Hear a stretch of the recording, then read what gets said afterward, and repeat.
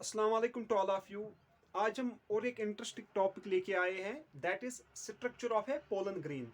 कल हमने डिस्कस किया है जो पोलन ग्रीन्स होते हैं they are formed by specialised process that is called microsporogenesis, जिसमें पोलर मदर सेल जो होती हैं वो डिवाइड करती हैं और फॉर्म करती हैं पोलन ग्रेन्स। आज हम देखेंगे ये पोलन ग्रेन क्या होता है एक्चुअली। अगर आप देखोगे पोलन ग्रीन एक गैमेट होता है, बेसिकली इसको मेल गैमेटोफाइट बोलते हैं हम। यानी pollen grain is male male gametophyte. Male gametophyte पहला पॉइंट ये है। Second point regarding the pollen grain is that जो पोलन ग्रीन्स होते हैं they are very light in weight. यानी इनका जो वेट है, मेनली इनका वेट है 4.6 into 10 to the power -6 milligrams. Maximally जो वेट मैक्सिमम स्पीशीज में पाया जाता है पोलन ग्रीन्स का वो है 4.6 into 10 to the power 6 milligrams. और इसका जो डायमीटर होता है, diameter of pollen green, diameter वो मेनली होता है 25 to 50 माइक्रोमीटर्स। माइक्रोमीटर्स यानी it is the diameter of pollen green. यानी 25 to 50 micrometers is the size of, or we can say that diameter of pollen grain. अगर आप इन pollen grains को देखोगे you see different colours. Mainly जो colour होता है pollen grains का वो होता है yellow, yellowish in colour. ये मैक्सिमम स्पीशीज में पाया जाता है। यानी जो पोलन ग्रेन का कलर होता है वो मेनली होता है येलो कलर। इसके बाद रेड भी हो सकता है, व्हाइट भी हो सकता है, व्हाइट, और पर्पलिश ग्रीन भी हो सकता है, पर्पलिश ग्रीन या ग्रीन पर्पलिश, ग्रीन पर्पलिश ये कलर हो सकता है पोलन ग्रीन्स का। लेकिन जो प्रियोरिटी जो इनका कलर होता है वो प्रियोरिटी में मैक्सिमली येलोइश कलर होता है। और इनका यहाँ पे डिफरेंट साइज, एक तो साइज इनका डिफरेंट होता है, दूसरा शेप भी डिफरेंट हो सकता है, और डिजाइन भी अलग अलग हो सकता है। यानी size, shape, design and number ये भी डिफरेंट हो सकता है किन में, पोलन ग्रेन्स में। पहला पॉइंट आपको याद रखना है, मेल गेमेटोफाइट है तो it should be haploid in nature, haploid in nature. Pollen grains और हैप्लॉइड इन नेचर, यानी इनका जो क्रोमोसोम होता है वो एन होता है। इनके पास 21 क्रोमोसोम्स होते हैं, 21 क्रोमोसोम्स, एन का वैल्यू 21 होता है। यानी these are haploid in nature. gametes are always haploid in nature in order to retain the chromosome number। यानी मेल गेमेटोफाइट इसको हम बोलते हैं। इसका जो डायमीटर है वो है 25 to 50 micrometres. They are yellowish red white and green purplish. और इनका डिफरेंट साइज हो सकता है, शेप हो सकता है, और डिजाइन हो सकता है। अगर हम देखेंगे हिबिस्कस रोजा साइनेंसिस को, जो हिबिस्कस रोजा साइनेंसिस है, अगर हम इसको टच करेंगे उस फ्लावर को या किसी भी फ्लावर को, हमको मिलते हैं येलोविश पाउडर। जो येलोविश पाउडर होते हैं it is nothing, these are pollen grains. अगर हम इनको एग्जामाइन करेंगे with the help of water, जो येलोविश पाउडर किसी भी फ्लावर को हम अगर टच करेंगे तो हमें येलोविश पाउडर मिलती है। मेनली अगर हम हिबिस्कस रोजा साइनेंसिस प्लांट को देखेंगे, रोज प्लांट को, उसमें जो येलोविश पाउडर हमारे हाथों में पड़ती है, अगर हम उसको with the help of water इस्तेमाल करेंगे, वाटर उस पर वाटर डालेंगे, फिर एग्जामाइन करेंगे माइक्रोस्कोप में, तो वहां पे आपको मिलेंगे different design, different shape, different size of these pollen grains. इसके बाद अगर आप देखो कि जो पोलन ग्रीन है, पोलन ग्रीन का स्ट्रक्चर ऐसे है, you can look here that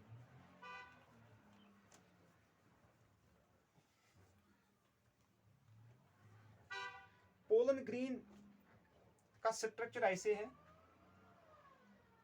आज हम डिटेल में आपको बताएंगे। मेनली जो मैक्सिमम पोलन ग्रेन्स होते हैं they are circular in outline. जो इनर मोस्ट लाइनिंग होती है पोलन ग्रीन की, इसको हम बोलते हैं intine. This is intine, for example intine. Intine is the innermost lining. Of a pollen grain. और जो आउटर मोस्ट लाइनिंग होती है पोलन ग्रेन की,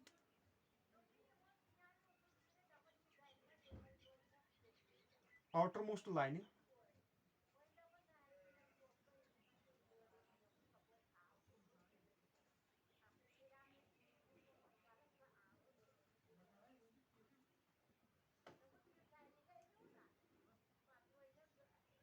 इसको हम बोलते हैं एक्साइन। यहां से आपको पॉइंट मिलता है अच्छा, जो मैं डिस्कस करूंगा यहाँ पे। जो आउटर मोस्ट लाइनिंग है इसको हम बोलते हैं exine. Exine, intine is the innermost lining and exine is the outermost lining. और यहाँ पे होता है साइटोप्लाज्म इसका, साइटोप्लाज्म, और वी कैन सी दैट इसमें प्लाज्मा मेम्ब्रेन होता है यहाँ पे। This is plasma membrane, plasma membrane, membrane. जो एक्साइन है, exine is made up of an organic polymer named as sporopollenin. Sporopollenin, exine is made up of an organic polymer known as sporopollenin. Sporopollenin is made up of carbon, hydrogen and oxygen. ये एक organic polymer है, ये भी आपको याद रखना है। It is an organic polymer. Organic polymer यानी जो एक्साइन पार्ट होता है, exine is made up of an organic polymer known as sporopollenin. ये basically carbon, hydrogen and oxygen का बना हुआ होता है। जहां पे भी आप देखोगे कार्बन एंड ऑक्सीजन या we can say carbon hydrogen bonding, उसको हम बोलते हैं ऑर्गेनिक। तो ये जो स्पोरोपोलिनिन है, sporopollenin is basically an organic polymer. It is one of the most resistant material. ये एक मोस्ट रेजिस्टेंट मटेरियल होता है, most resistant material. It is resistant to enzymes, alkali and acids. यानी कोई भी एसिड अगर हम डालेंगे यहाँ पे स्पोरोपोलिन पे, एक्साइन पे, it does not disintegrates it, or we can say that it does not penetrates it, because it is one of the most resistant polymer. कौन?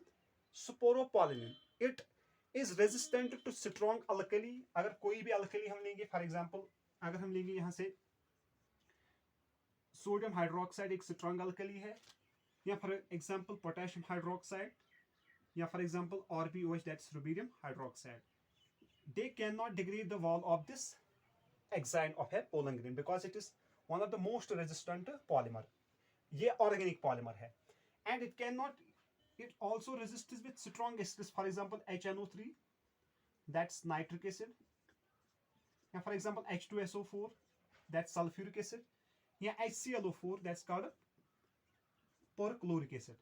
यानी ये रेजिस्ट होता है strong alkali and strong acids के। Why? Because it is made up of organic polymer, for example carbon, hydrogen and oxygen, and no enzyme is yet known to degrade the wall of exine. अभी तक कोई ऐसा enzyme नहीं पाया गया that can degrade, no enzyme is yet known to degrade exine. ये पहला point है। जो एंटाइन है, intine is made up of cellulose plus pectin. जो एंटाइन होता है एक पोलन ग्रेन का, it is made up of cellulose and pectin. ये आपको याद रखना है। सेलुलोज अगर आप देखोगे तो ये बीटा ग्लूकोज का बना हुआ होता है, बीटा ग्लूकोज यूनिट्स। जो ये बीटा ग्लूकोज यूनिट्स का बना हुआ होता है ये सेलुलोज एक बेसिकली होमोपॉलीमर होता है, यानी इसमें सेम टाइप्स ऑफ सब यूनिट्स होते हैं, ग्लूकोज के मॉलिक्यूल्स होते हैं।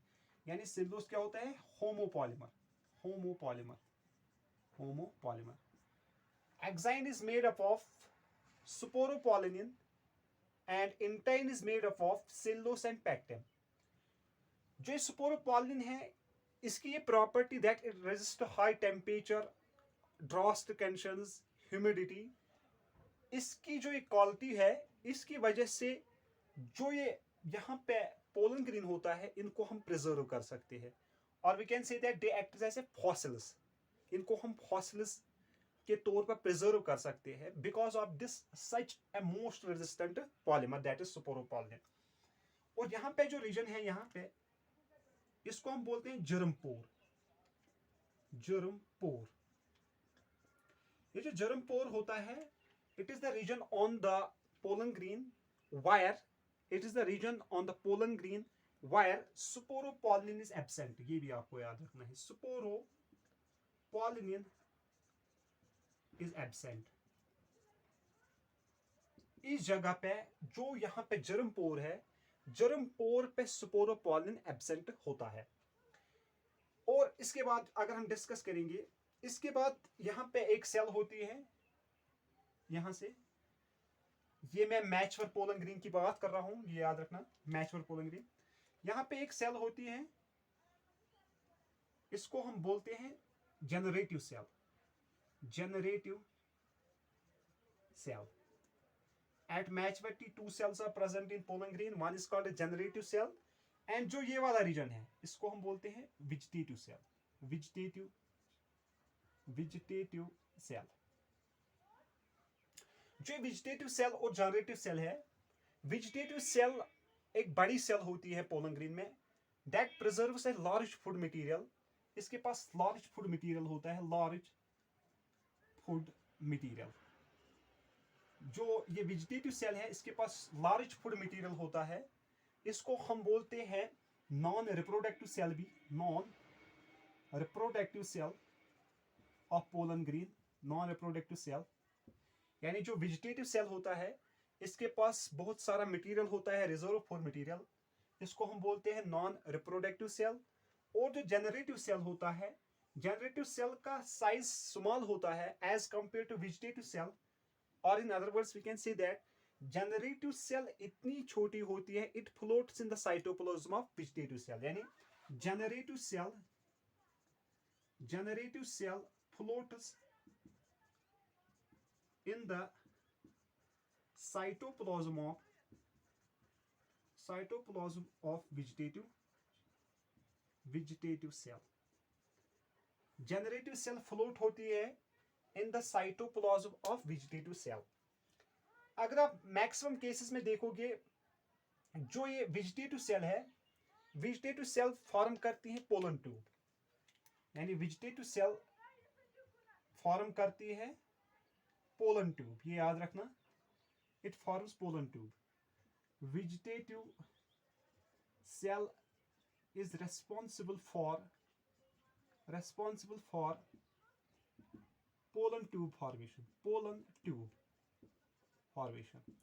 और जो जनरेटिव सेल है it forms spores, it is responsible for forming spores। और जनरेटिव सेल को हम बोलते हैं वेजिटेटिव सेल, ये भी हम बोलेंगे क्यों इसको हम बोलते हैं वेजिटेटिव सेल। यानी दो सेल्स होते हैं, एक होती है जनरेटिव सेल, दूसरी होती है vegetative cell. Generative cell is also called reproductive cell and vegetative cell is also called non reproductive cell because vegetative cell does not goes under division, generative cell goes under division, जो हम अभी देखेंगे।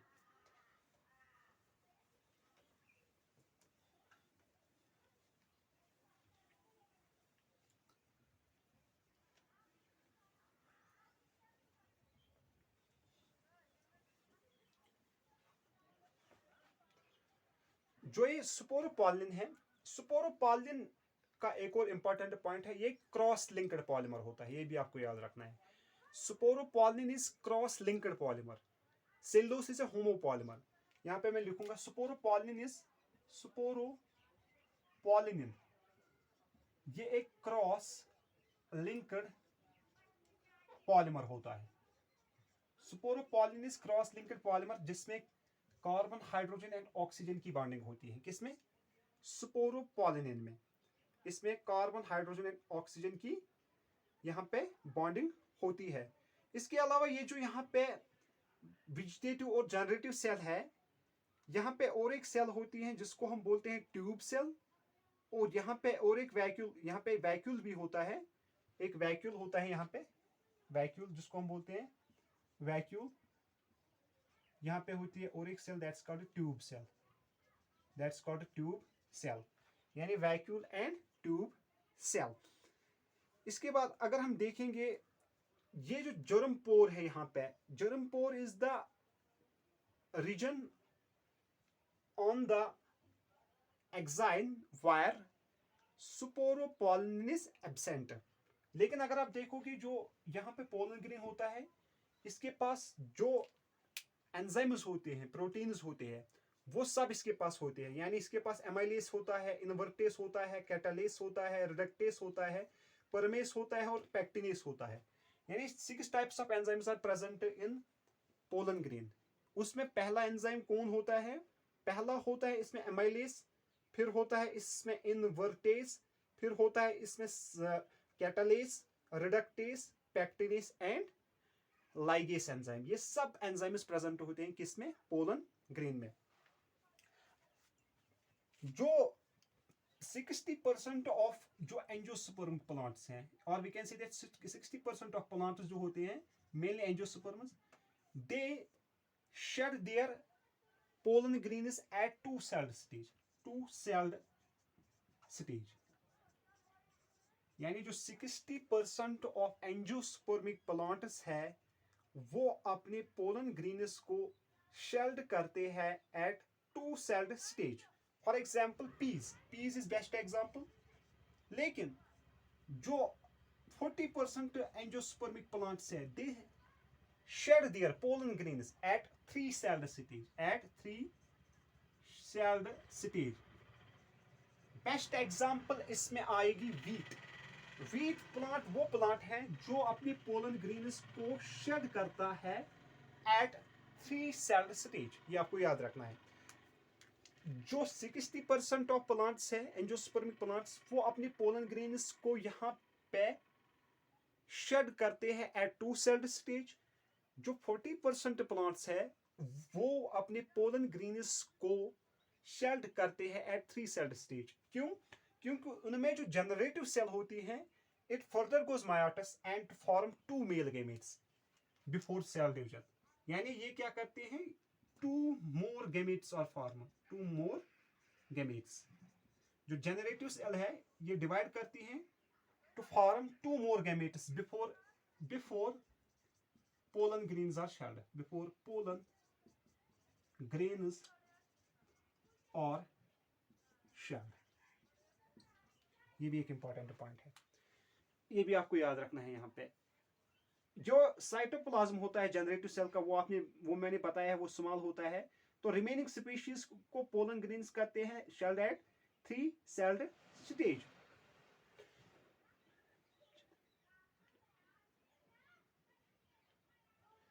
और जो ये vegetative cell होते हैं इसमें होता है इरेगुलर न्यूक्लियस। ये भी आपको याद रखना है, इरेगुलर न्यूक्लियस होता है इसमें वेजिटेटिव सेल में।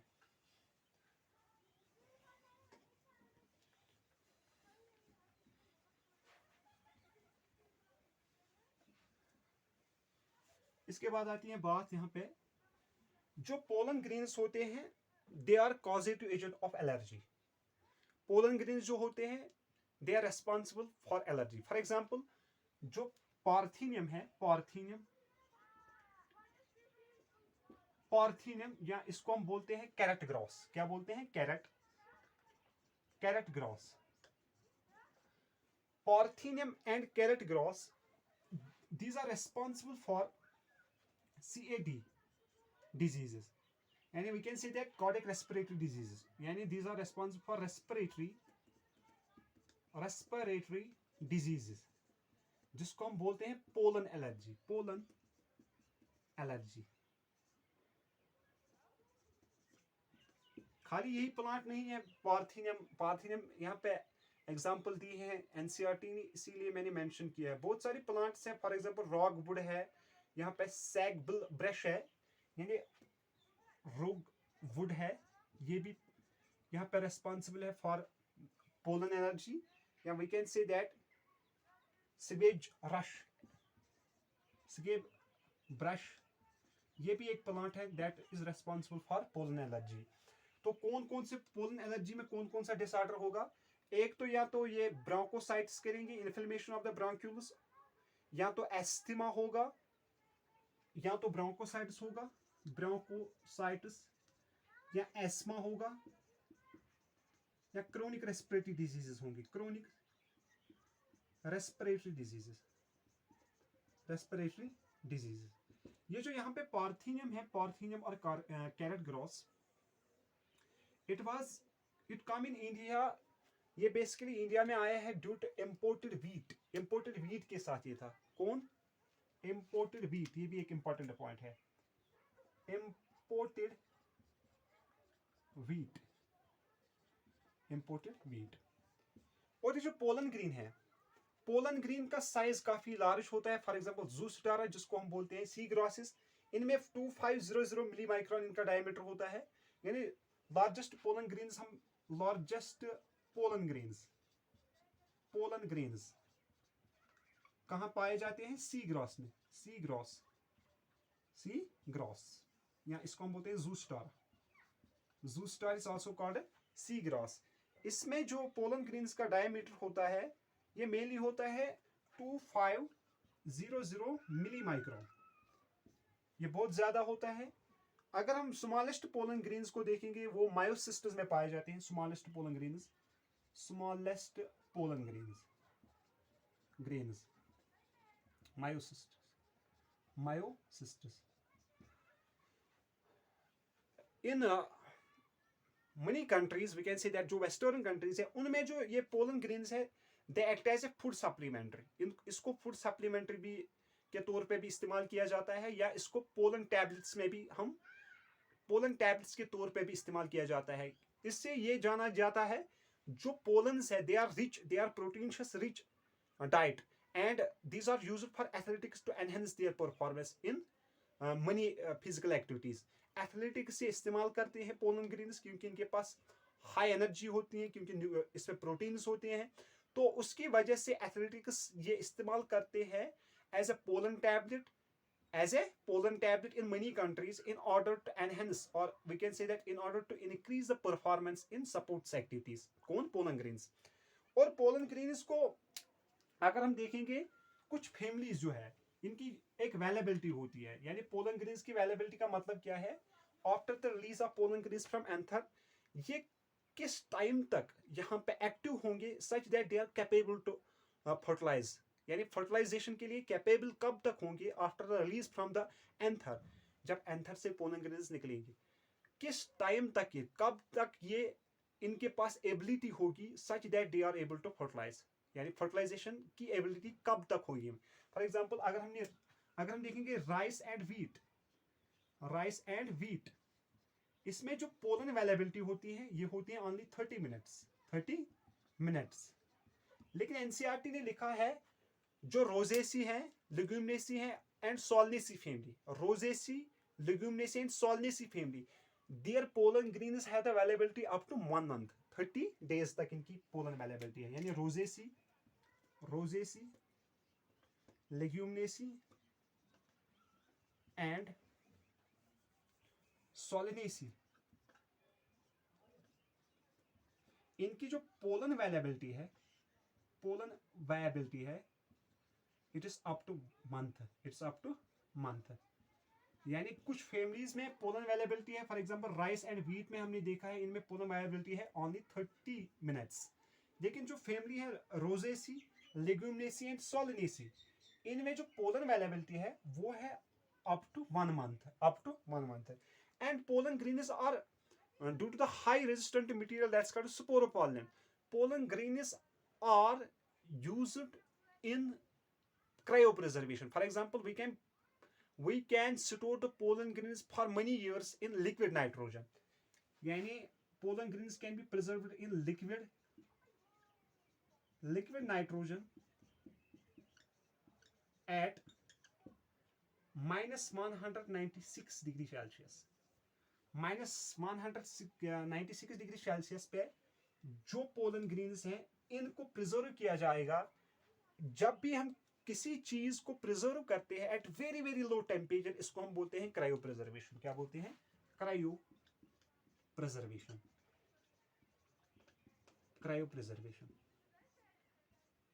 यानी pollen grains are stored at very very low temperature in a liquid that is known as, for example, nitrogen. In a liquid nitrogen at minus 196 degrees Celsius, such a phenomena is called cryopreservation. What is the aim to preserve this? In order to same that of, for example, seed bank, same that of crop breeding program. यानी इनको इस तरीके से preserve किया जाता है जैसे anther culture आपने पढ़ा होगा, उसी तरीके से इनको भी प्रिजर्व किया जाता है such that they will be helpful in the crop breeding program. यानी क्रॉप ब्रीडिंग प्रोग्राम में ये मदद करेंगे हमें. Crop breeding program,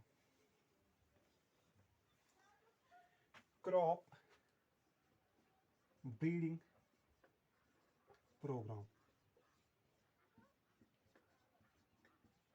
same as that of seed bank.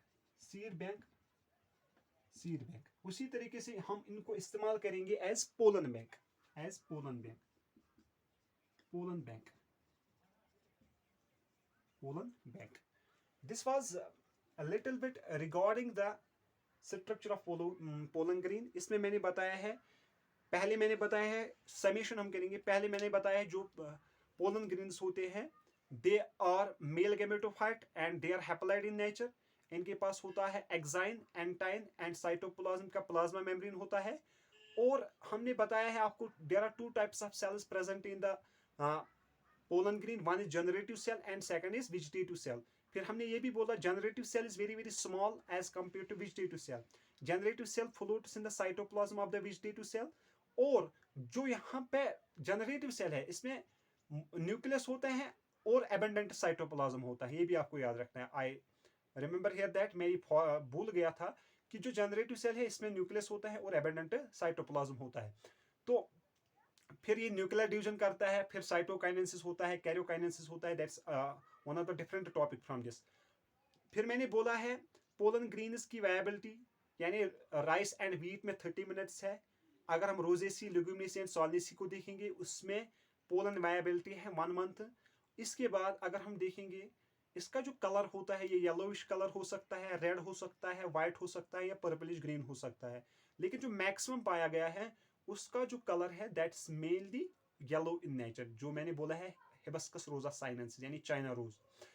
इसके बाद मैंने बोला है vegetative cell is also called non reproductive cell. It is meant for the tube formation and generative cell is called reproductive cell because it undergoes mitosis to form the 2 male gametes. और फिर मैंने बताया है 60% of the angiospermic plants में जो pollen grains होते हैं they are shed at 2 celled stage.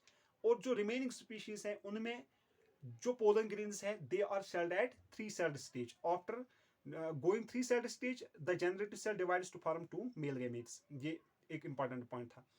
फिर मैंने बताया ये जो पोलन ग्रीन्स है इसका जो डायमीटर है मेनली 25 to 50 माइक्रोमीटर्स है और इसका जो वेट है दैट्स 4.6 into 10⁻⁻⁶ मिलीग्राम्स. और इसका शेप साइज अलग अलग है, सर्कुलर भी हो सकता है, इसका अलग अलग शेप है. पाइनस में अलग है, अगर हम देखेंगे प्रोनस वाल्चिना उसमें अलग है. इसके अलग अलग डिजाइन्स है. अगर आप एनसीईआरटी पे देखोगे वहाँ पे अलग अलग डिजाइन्स बनाए हुए होते हैं पोलन ग्रीन के. लेकिन आपको खाली ये याद रखना है जो मेन पॉइंट है इसमें, यानी we store the pollen grains at -196 degree Celsius in liquid nitrogen. ये एक इंपॉर्टेंट पॉइंट है. Why in liquid nitrogen? Because it does not, जब भी हम टेम्परेचर लो करेंगे it does not go the cell to divide fast. ये cell को divide करने नहीं देता है. कौन? Liquid nitrogen. इसको प्रिजर्व करता है. जैसे आपने देखा होगा जो भी सीमेन है, सीमेन भी हम प्रिजर्व करते हैं किसमें? लिक्विड नाइट्रोजन में. तो this was little bit regarding the structure of pollen green. If you have any question regarding this you can comment on my channel and I will act accordingly.